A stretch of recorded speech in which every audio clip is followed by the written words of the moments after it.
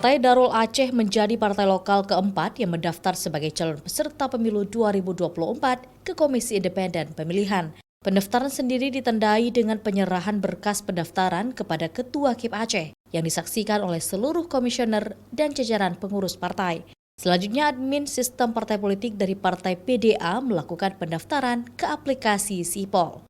Ketua Umum DPP Partai Darul Aceh Tengku Muhibus Sabri Abdul Wahab menjelaskan pada pendaftaran dilakukan setelah semua persyaratan administrasi pendaftaran sebagai calon peserta pemilu terpenuhi ke dalam sistem informasi partai politik atau Sipol.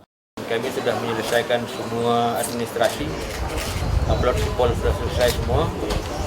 Dari yang kami periksa clean and clear, makanya kami hari ini daftar dengan beberapa orang pengurus dan nanti kami tunggu informasi dari kawan-kawan di KIP apakah ada yang perlu kami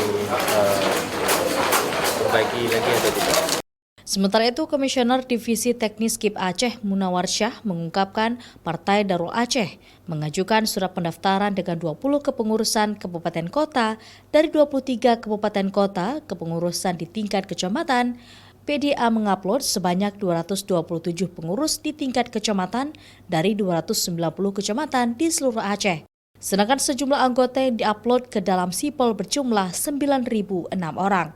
Saat ini sedang dilakukan pengecekan, pemeriksaan. Dapat kami sampaikan bahwa Partai Darul Aceh mengajukan surat pendaftaran dengan 20 kepengurusan di kabupaten kota dari 23 kabupaten kota.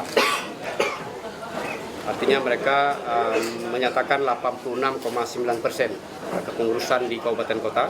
KIP Aceh selanjutnya akan melakukan pemeriksaan dokumen surat pendaftaran, surat pernyataan formulir model F Parlok, dan formulir model F rekapitulasi pendaftaran jumlah pengurus dan anggota Parlok Darul Aceh.